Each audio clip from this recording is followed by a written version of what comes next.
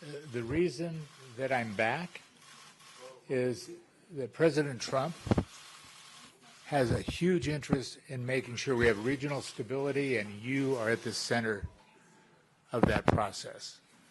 As we've talked about before, Lebanon is the key to this experiment that started a long, long time ago at the integration of religious, minority, political factions that had success in the world. And the idea is to bring that back.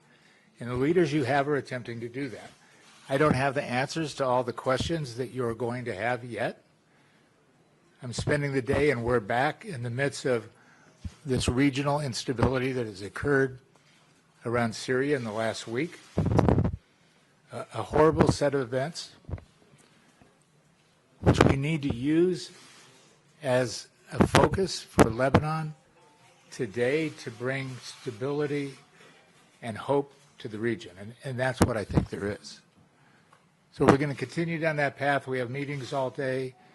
Your leaders have been more than helpful in trying to come to a set of circumstances and remedies that will soften the situation, not only for Lebanon, and the reforms that are happening at the same time are amazingly plausible and significant.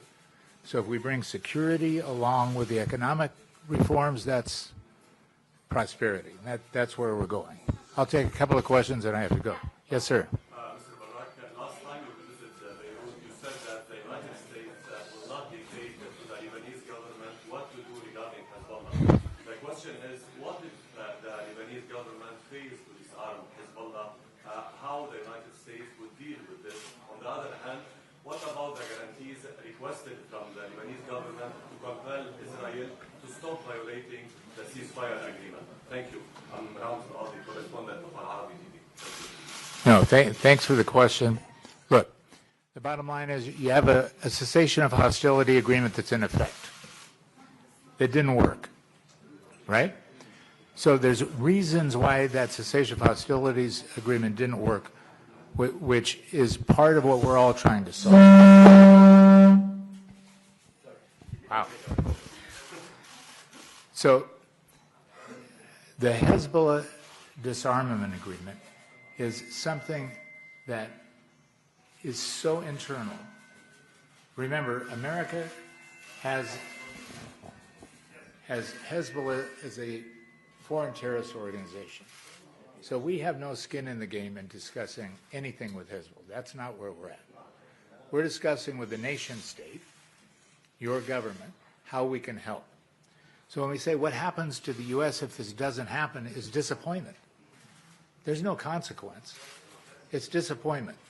We're here trying to help, trying to influence, trying to usher, trying to bring calm minds together and use our influence on all sides, just influence, to get back to the model that you all want to see, which is a better life for your kids, prosperity, and peace all around us in a very difficult environment.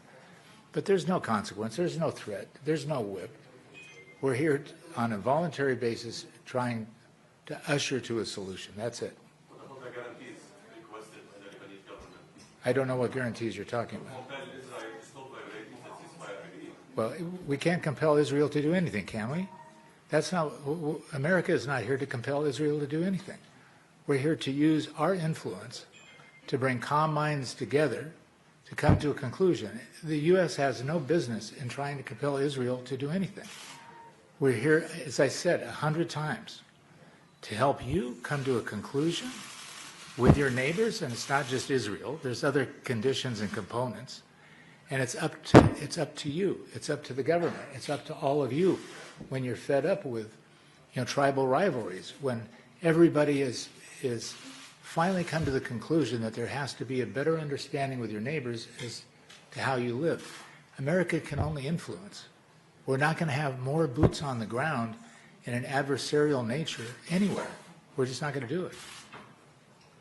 Yes, sir. If the Lebanese government does not enforce Hezbollah and weapons, do you have any plans, the United States, do they have any plans to impose some sanctions against the Lebanese officials?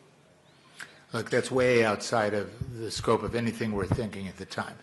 The sanctions against Lebanese officials and the way sanctions are levied is a very complicated matter. It's always something that's available. It's not within the scope of anything we're thinking at the moment. What we're trying to do is to bring peace and tranquility to the process, not add more logs on a fire. What is That's it? right.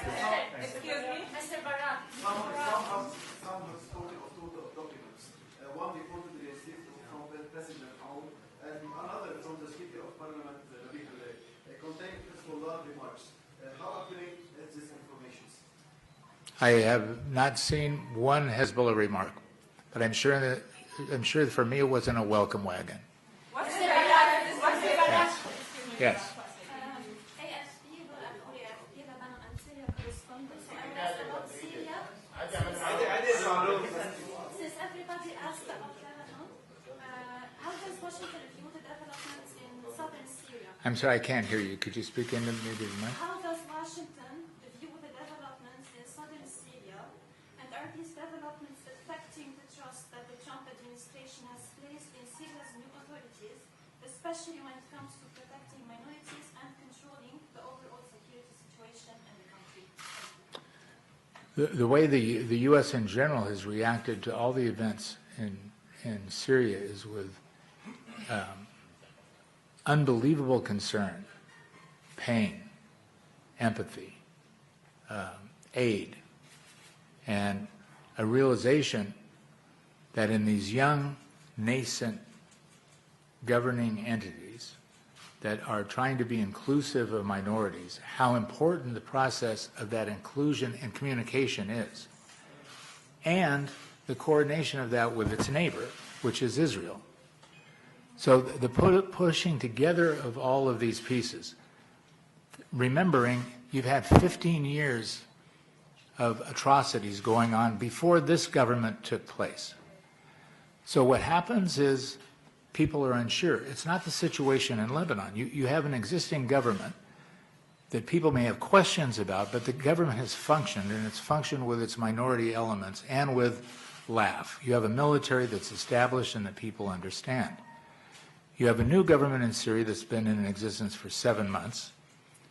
You have existing minorities and tribes that have lived most of their children's lives in chaos in another government. So when things happen, they resort to their tribe. It's individual, family, tribe, and then nation last. So what's happened is horrible. It's unthinkable. And the hope is that out of this, a consolidation of these issues occurs quicker. But you have a Syrian government in effect. They need to be held accountable. They also need to be given the responsibility that they're there to do. And part of these problems was a communication amongst all these entities that just did not function. I'm going to have to leave. If you want me to help, I need to leave to go to the next meeting. So thank you so much.